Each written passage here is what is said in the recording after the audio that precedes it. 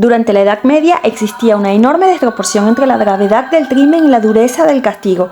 La cárcel se utilizaba sobre todo como asilo de presos preventivos hasta la sentencia firme, no como pena por un delito, puesto que mantener un condenado en prisión durante años se consideraba un gasto inútil y había pocas prisiones. Existían multas económicas, incluida la confiscación total de bienes, así como el destierro, pero las penas más características en la Edad Media eran las corporales: azotes, marcas infamantes, mutilaciones y naturalmente la muerte, infligida mediante todo tipo de suplicios.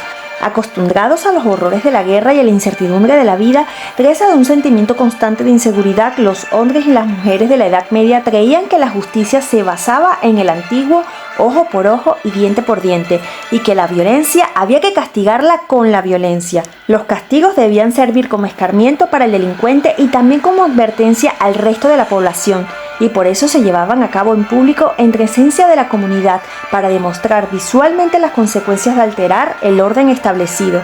Esta era la función de la picota, un poste de madera al principio y de piedra después, situado a la entrada de los pueblos o en las plazas principales, en el que se exponía a los delincuentes durante horas con cadenas y argollas o sujetos a un cepo para que sufrieran la vergüenza pública.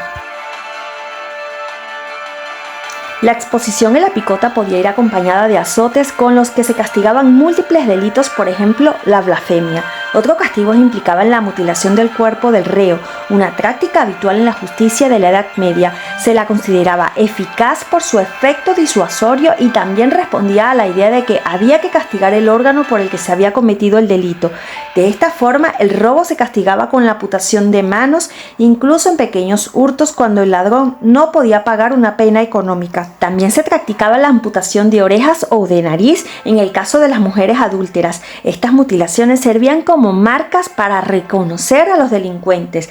A los blasfemos se les perforaba la lengua con un atizador al rojo vivo, o bien se les cortaba un labio y parte de la lengua. También se podía llegar a la extracción total de la lengua arrancada con tenazas. Otra pena extrema era la extracción de ojos, que se imponía a delitos sexuales considerados graves por estar asociados los ojos con el apetito sexual. Era un castigo espantoso porque en muchos casos la extracción se hacía manualmente con los dedos o bien con una cuchara. No era raro que provocara la muerte. Otros delitos sexuales como la sodomía se castigaban con la castración. A veces un gesto de indulgencia in extremis permitía aplicar la mutilación en lugar de la pena de muerte. En 1221, un condenado por homicidio en Inglaterra se salvó de la horca en el último momento y fue condenado al vaciamiento de los ojos y la castración, tarea esta de la que se encargaron sus acusadores, la familia de una mujer seducida por el reo. Fue un milagro que pudiera recuperarse del brutal castigo. Por otro lado, un rey inglés, Juan sin tierra, perdonó a un sobrino al que acusaba de traición y ordenó castrarlo, lo que le provocó la muerte. La pena de muerte se aplicaba con gran facilidad. Para las autoridades era una forma de escarmiento e intimidación, pero el pueblo también la reclamaba y la celebraba. Las ejecuciones públicas, a veces de decenas de personas a la vez, eran un espectáculo que congregaba multitudes. Así se castigaban los crímenes de sangre, incluso en casos en los que no había habido intención de matar. Por ejemplo, un inglés, al intentar violar a una mujer, le rompió 3 costillas y le mordió la nariz. Fue ejecutado porque la nariz de la víctima se infectó y le provocó la muerte.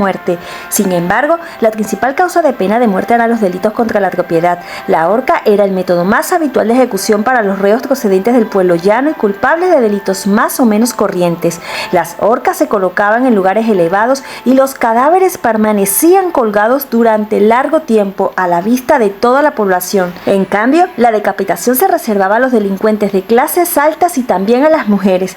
La decapitación se consideraba más honrosa y también se pensaba que la muerte era más rápida, aunque en la práctica los verdugos erraban a menudo con el hacha o la espada. Aparte de la horca y la decapitación, en la Edad Media se pusieron en práctica infinidad de métodos de ejecución. En algunos lugares al reo se lo abandonaba en un acantilado para que se ahogara al subir la marea. En Francia, los culpables de haber matado a niños eran encerrados en un saco con un gato o un perro y arrojados al río para que se ahogaran.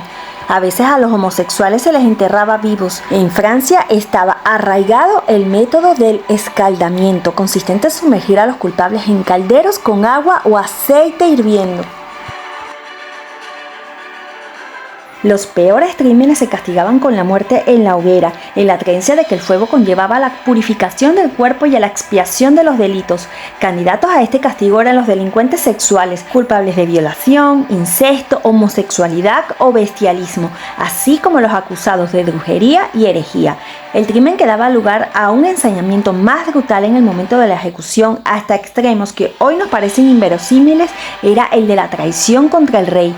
La rebelión contra un monarca o el intento de asesinarlo se veían como un ataque al orden establecido por Dios del que los reyes eran representantes. Por ello, a los culpables de este crimen se les aplicaban las más terribles formas de ejecución, a menudo varias veces a la vez.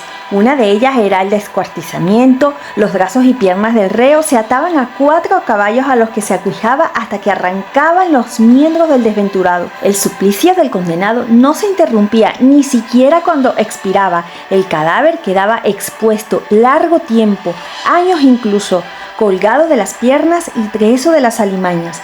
Convenía dejar grabado en la mente de las gentes el castigo que les esperaba si se atrevían a violar la ley. Si te ha gustado este video, no olvides dejar manita arriba y suscribirte.